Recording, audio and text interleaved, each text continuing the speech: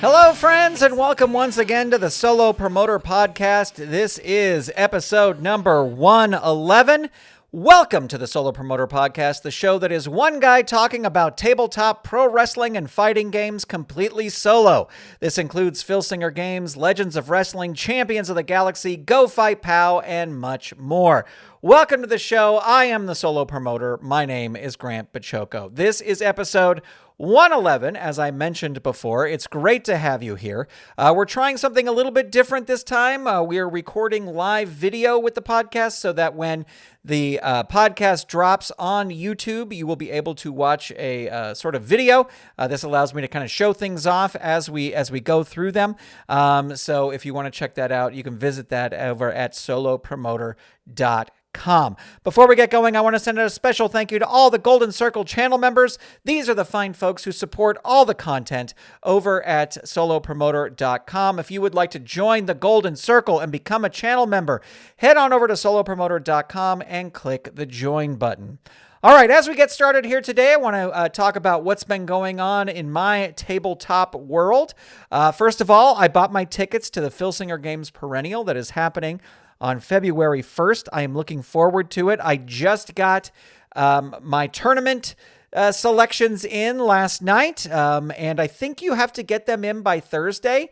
So when this drops, I think this episode is going to drop on Wednesday, January 28th. You have a very short amount of time to get your buy your tickets and get registered for the tournaments. You don't want to be sitting around while everybody else is playing tournaments. It's real boring. And of course, when I play tournaments, I get knocked out immediately in the first round, and so then I'm sitting around anyway. But then it's fun to watch, and you also get three cards. So a Legends card, a Champions of the Galaxy card, and a Indies card. So do not miss this. It is going to be fun. It's happening this Sunday, and you can get your tickets at philsingergames.com. I will also have a link to it in the show notes for this episode. In Go Fight Pow news, Mars Madness 2026 has begun. Jason Giaconetti puts this together every year, and it's just a lot of fun. It is all the cards, all the Go Fight Pow cards that came out during 2025 go in a huge tournament. This is, I think it's 64 cards or something like that. I think that's what it is. I could be wrong about that, but it's a large number of cards. And I have played through 2 brackets already. Now I'll have links to this in the show notes. And what you do is you play out the matches and then you give your predictions, or you don't have to play out the matches. You can just make predictions, but you give them to Jason, and then you get points depending on who. I don't know how he runs that whole thing, but it's just a lot of fun, and I enjoy doing it every year. And I have played out 2 brackets so far. There's 4 brackets total, and then the winners of each bracket will face off against each other. Then the final 2 will face off against each other, and then you will have your ultimate winner. And because that's how tournaments work. But I'm very excited to be halfway through already. I like playing them out. They will be videos that are released on the channel. The Golden Circle channel members get to see the videos already because the first 2 of them are already posted for them, but they'll be coming out over the next couple weeks, and hopefully we can get a lot of people participating in Mars Madness. Again, the link for it, which will be a link to the Go Fight Pow message boards, will be in the show notes for this episode. Finally, in Phil Singer Games land, I switched back to my Legends Fed from my Champions of the Galaxy Fed, and I have been loving it. I think this may be a topic later on the podcast, but just calling it a change of scenery. I had been playing Champions of the Galaxy with a minor exception of when I was traveling last May. I played a little bit of Legends because I just brought my Portland cards with me, and I played out a few cards of my Portland Fed, but here in my studio room where my game tabletop is, I was playing Champions of the Galaxy just straight through. And it has been so nice to switch back over to Legends and play Legends. And I'll go back to Champions of the Galaxy to finish up the year. I think I have about 10 cards left. I'm thinking in May. But for the next couple months, I'm just going to enjoy playing out my Legends Fed. And I have, after debating whether or not I would keep doing 3 different Legends Feds, my Golden State Wrestling, my Memphis Championship Wrestling, and my Portland Wrestling, which is now Pelican Bay Wrestling is the name of it. I decided to keep them, and I'm going to keep going. And I think that's all part of changing the scenery, and just doing a couple cards per game month with those different feds will keep things fresh. So if you're feeling stuck, switch things up, change your scenery. Maybe even you might even want to change a game. You might even want to, it's up to you. Whatever you feel you need to do, change it up so that things don't get stale. All right, we are going to move into our main topic of the show. And this is an interesting topic that I think you will enjoy, hopefully. I totally stole this idea from the Uncharted Territory podcast. A link to that podcast will be down in the show notes. But what I'm going to do is I'm going to go through my year 1 of Legends results. Now, what's interesting about this, maybe it's not interesting, is that a few years ago, I think it was during the pandemic when we had a lot of time on our hands, I actually put together this document that I was calling my Golden State Wrestling Year 1 Almanac. And this is just all the details from year 1 of Golden State Wrestling. And you'll even see at the beginning, it was not called Golden State Wrestling. It was, I think it was called LOWF. That's Legends of Wrestling Federation. I think that's what I originally called it. But so that's what we're going to look at today. We are going to go through year 1 of my Golden State Wrestling Fed. Now, this almanac, if you want to follow along, it is over at promotertoolbox.com. It's like in the folder called personal game items, I think, or something like that. But you can download this and you can check it out as well. But I'll start with how I started this almanac out. It's hello, promoters. Welcome to Golden State Wrestling's Year 1 Almanac. The idea to do this spiraled out of an episode of the Uncharted Territory podcast about the original Champions of the Galaxy newsletters. I started putting together a newsletter to send fellow promoters to tell the story of my Legends of Wrestling Fed, and it ballooned into the almanac you are now reading. This is a complete picture of my Legends of Wrestling Fed, Golden State Wrestling. I began playing Legends in 2006 with the black and white cards from Filsinger Games. I played 17 cards that first year, and they are all included in here, along with win-loss records, champion listings, year-end awards, and more. And then I add a little note saying that I've begun assembling the almanac for year 2, which I stopped doing a long time ago. But anyway, as we go through this, on page 1, it has that little intro thing. And then I have my roster. And my roster, and I will say that this roster did kind of fluctuate throughout the first year. But there was Captain Lou's Menagerie, which was Captain Lou Albano, of course, as the manager, Jimmy Superfly Snuka, Coco Beware, the Killer Bees, and Flying High, which was a tag team I made of Jimmy Snuka and Coco Beware. There was Camp Cornette, with Jim Cornette as the manager, and then the Midnight Express, Lane and Eaton. Remember, these were only the black and white cards. Then there was the Legion of Doom, and this is interesting because I have totally forgotten this. The Legion of Doom had Precious Paul Ellering, the Road Warriors. I can see that I see why this is a mistake here. There's a little typo. I will update this file. So it was just Precious Paul Ellering and then the Road Warriors. And then there was Bobby Heenan's family, which was Bobby Heenan as the manager, with King Kong Bundy and King Harley Race. Then there was the $1 Million Corporation, which was the $1 Million Man and Virgil. And they had a tag team called the Corporation. There was Team Extreme, which was the Sandman and Sabu. And then there were several unaffiliated wrestlers. There was the Dream Team, Brutus Beefcake and Greg the Hammer Valentine, Hacksaw Jim Duggan, Nikolai Volkov, the Iron Sheik, and Cowboy Bob Orton. Now, you'll notice that there were a lot more wrestlers that were released during this time than what I have right here on this list. And that is because I really just wanted to play with wrestlers that I was super familiar with. And since I was a WWF kid, sorry, I'm not making any apologies. I'm not making any apologies for being a WWF kid. I started with predominantly WWF wrestlers that were available. Now, I did know that I needed a few more tag teams. So I put in Midnight Express in there, like reluctantly. And I put in the Road Warriors reluctantly. But I knew that I couldn't just have like basically three established tag teams of the Killer Bees, the Dream Team, and the Killer Bees, the Dream Team, and Iron Sheik and Nikolai Volkov. I needed a few other tag teams in there as well. So that's why I brought them in. Going back, if I were to do it all over again, I might not use the Sandman and Sabu.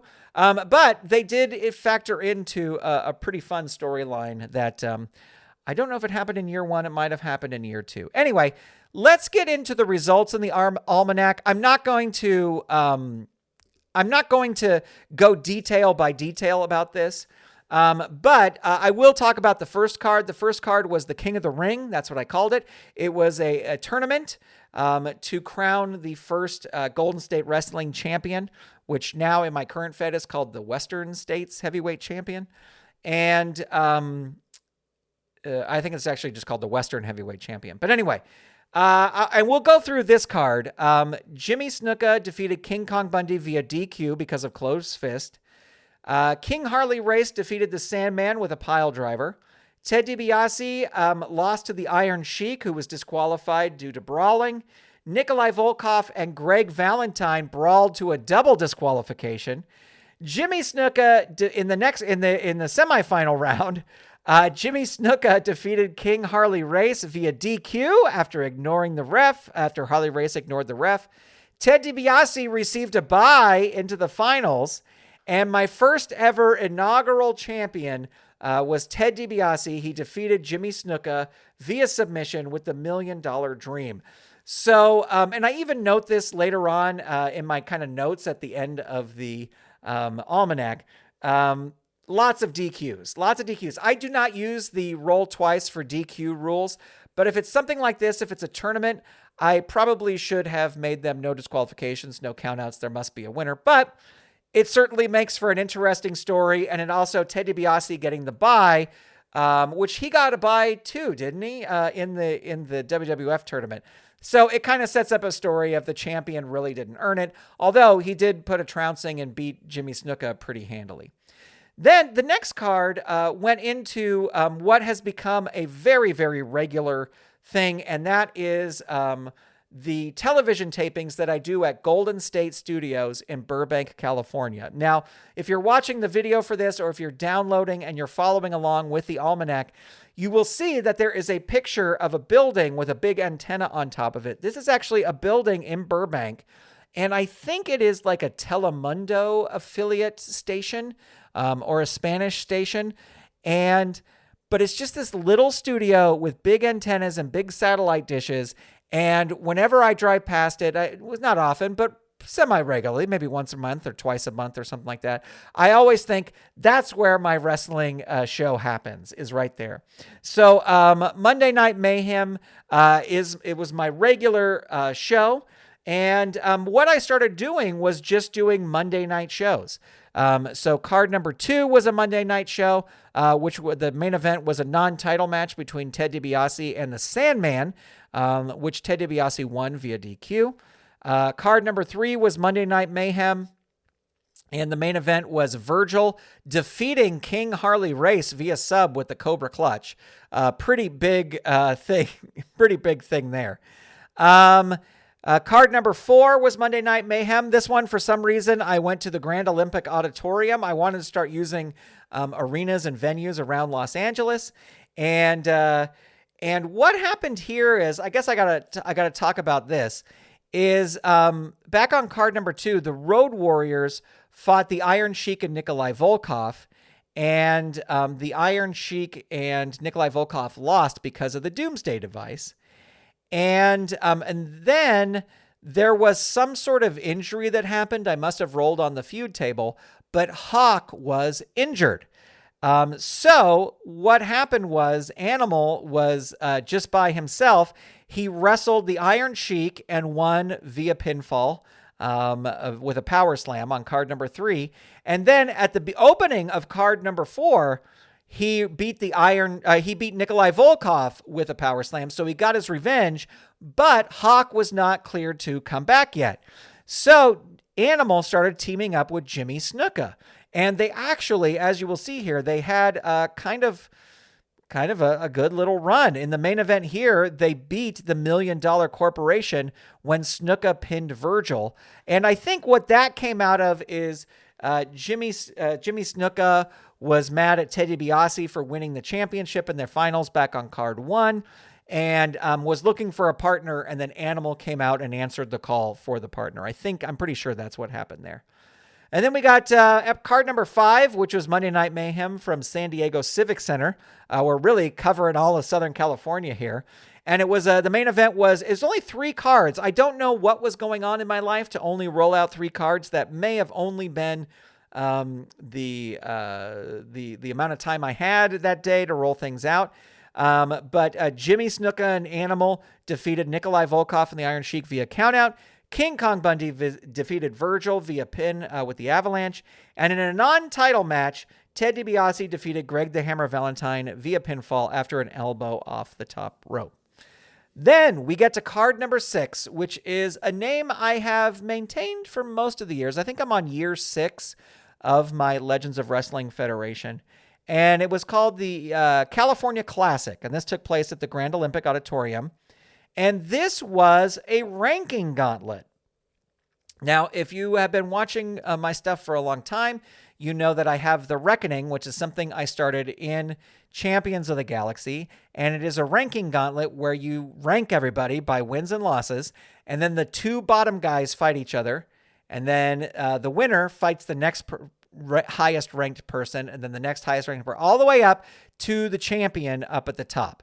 And so the title is defended that night. But what's really fun about this is you get people who get on streaks. And that's what happened this night. First of all, the opening match was Bob Orton versus Jim Duggan via pin. I think that was their debut. So they weren't ranked. So that set must have just come out with Bob Orton and Jim Duggan, and I must have just brought them in at that moment. But then we get the ranking gauntlet. I'm just going to go quickly through these results. The 2 lowest ranked people, Greg Valentine was the lowest versus Sandman. Greg Valentine won. Greg Valentine defeated Nikolai Volkov via countout. Then the Iron Sheik defeated Greg Valentine via DQ when Brutus Beefcake interfered. The Iron Sheik defeated Jimmy Snuka via DQ. The Iron Sheik defeated Virgil via pin. Iron Sheik defeated King Kong Bundy versus pin via a pin.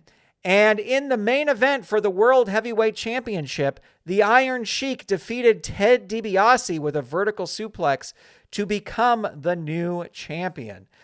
So title changing hand there after 6 cards. I do like that I threw Ted DiBiase into a couple non-title matches because I think that's a fun way to not risk the title but still let your champ, especially this early in a federation, let your champ get a few wins and a few losses, depending on how that goes. Moving on to page 3, we went back to Monday Night Mayhem, and I had a couple more matches here. I was just doing sort of 4 matches at the top, when this started, but now we've got a couple more people on the roster, so we're adding in more people here, more matches. The main event for this was Ted DiBiase defeated King Kong Bundy via countout. Also of note here is the Road Warriors defeated Team Extreme via DQ when Sabu was disqualified for an Arabian facebuster through the table. Then we move on to another Monday Night Mayhem, this time from the Arco Arena in Sacramento, California.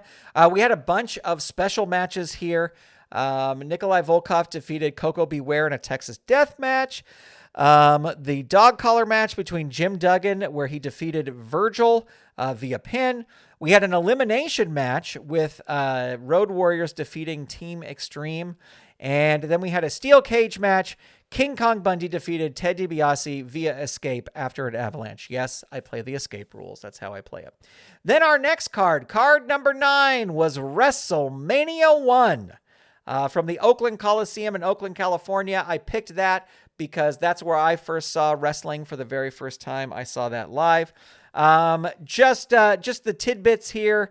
There was a no DQ, no count-out match, elimination rules, loser leaves town for 1 year, and that was the Road Warriors versus Team Extreme, and the Road Warriors beat Team Extreme, banning Sabu and the Sandman for a year. And I think totally what this was I wasn't a huge fan of ECW and Sabu or Sandman. So I was just like, yeah, now that we've got more people, there's another set that came out. I think I'm going to say goodbye to them.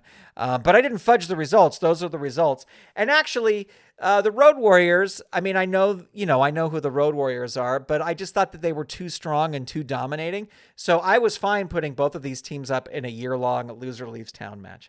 But the main event was the World Heavyweight Championship. The Iron Sheik defeated King Kong Bundy via submission with the camel clutch.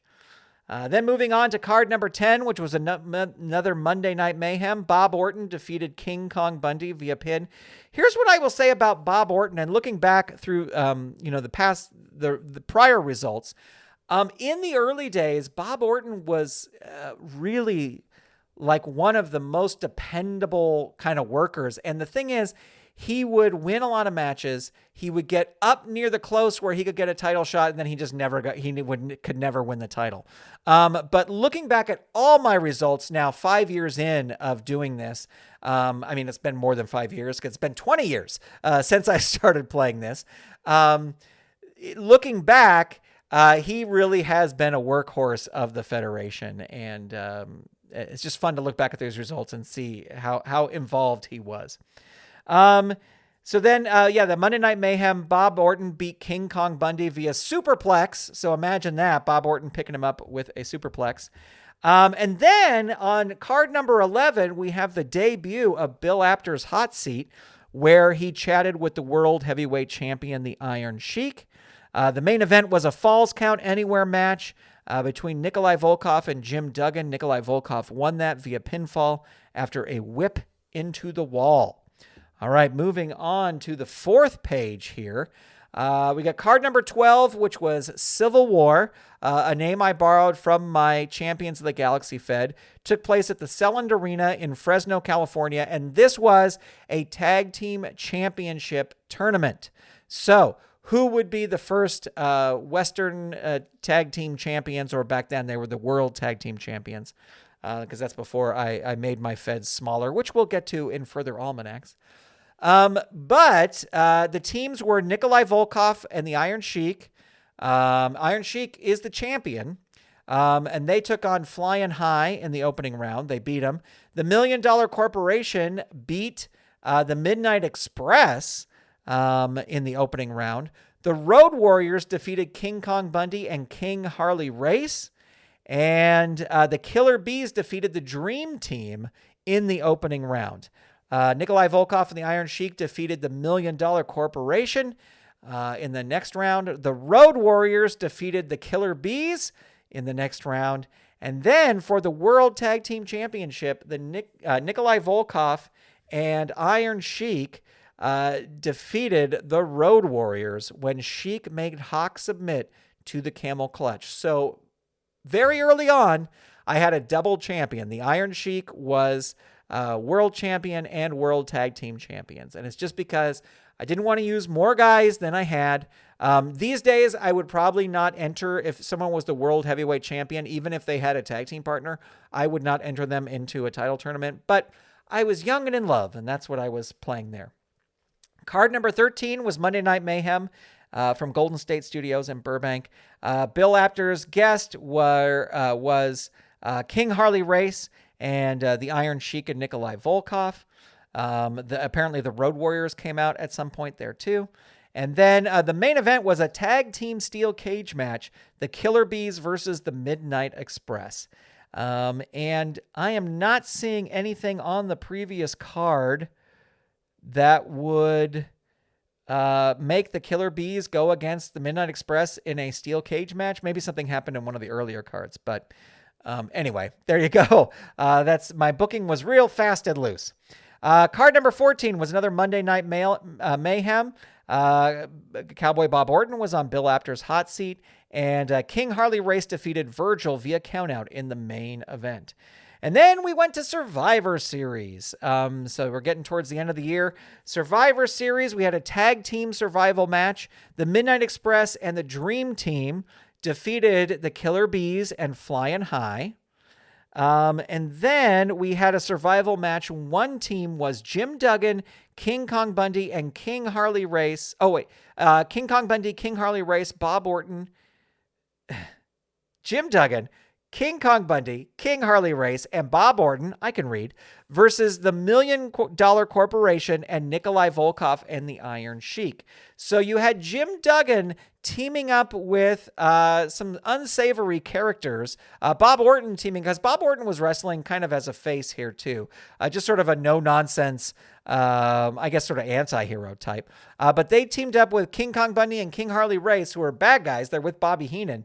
But you fight the bigger bad guys, the $1 Million Corporation and Nikolai Volkov in the Iron Sheik. And that team, Jim Duggan, King Kong Bundy, King Harley Race, and Bob Orton did defeat the $1 Million Corporation and Nikolai Volkov in the Iron Sheik. And then we have Monday Night Mayhem, another episode of that. This is for card 16. Bill Apter's hot seat. Bobby Heenan was there. The Iron Sheik and Cowboy Bob Orton had a contract signing. So this is what I think it was, is Cowboy Bob Orton was winning matches. And so they had a contract signing for this upcoming match. And then the main event for that card was the World Tag Team Championship. The Road Warriors defeated Iron Sheik and Nikolai Volkov when Animal pinned Volkov after a spiked pile driver. And we have new tag team champions. And that, my friends, brings us to last night, which is the final card of the year. My Legends Fed has always called its very final card of the year last night. This one taking place from the Cow Palace. I had a manager battle royal, since I had manager cards that had wrestling stats on them. Bobby Heenan was able to defeat Lou Albano and Jim Cornette, who were the other two people in the Battle Royal. That's right. It was a Battle Royal with 3 people. What are you going to do about it? There was a last man standing match. Jimmy Snuka defeated King Kong Bundy with a flying spear. Money in the Bank, Midnight Express defeated Flying High when Stan Lane pinned Jimmy Snuka after a rocket launcher. A steel cage match, King Harley Race defeated Ted DiBiase after a pile driver. And the Road Warriors defeated the Killer Bees with a running clothesline.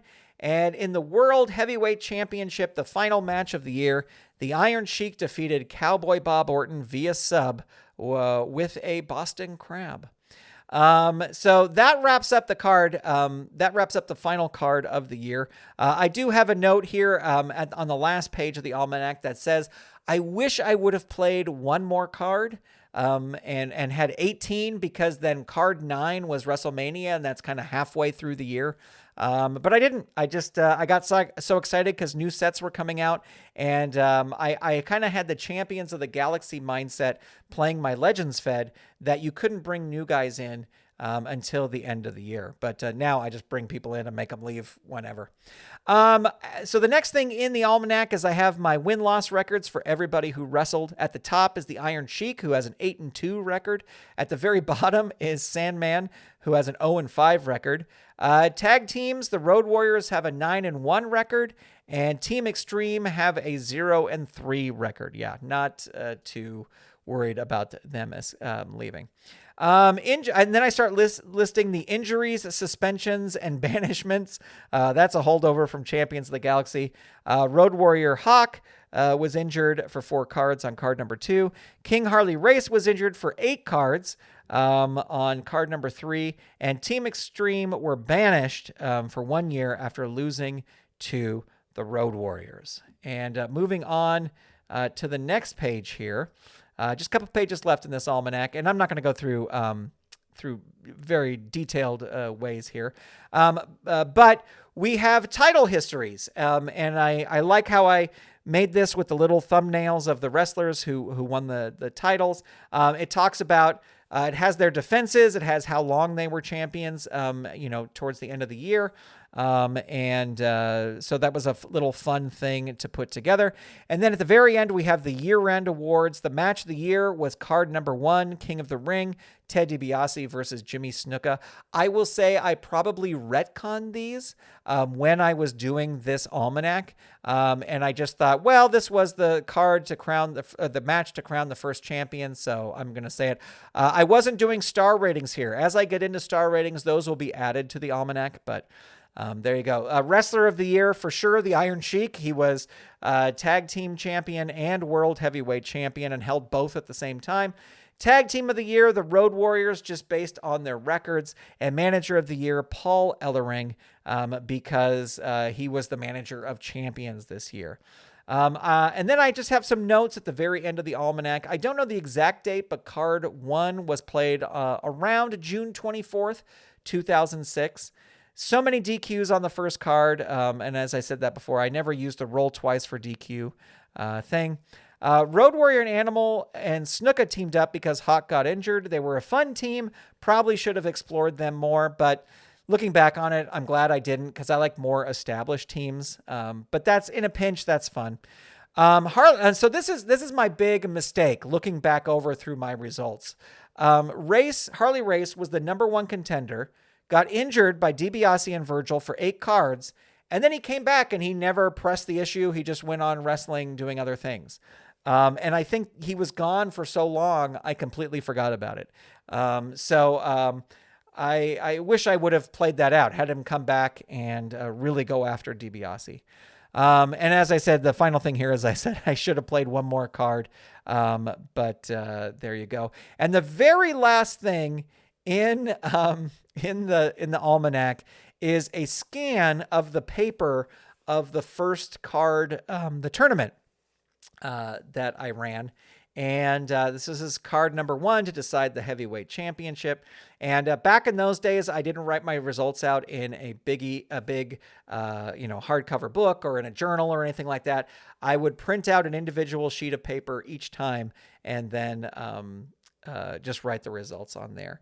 So there you go. There is my year 1 of my Legends Fed. I would love to know what you think about that. If you think this is interesting and you'd like to hear me do year 2, I'm not going to do it next week because year 2 is I have to spend some time creating the almanac. But I always love sharing my results with promoters, and I love hearing other promoters' results, so I hope you enjoyed that as well.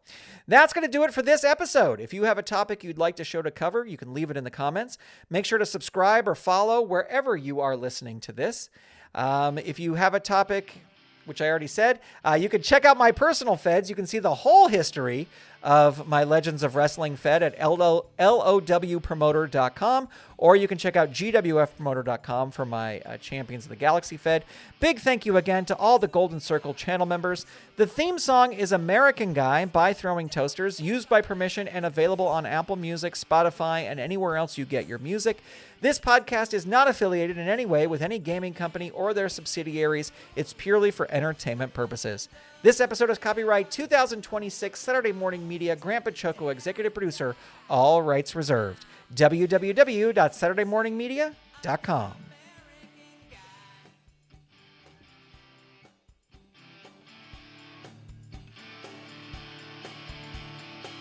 The trailer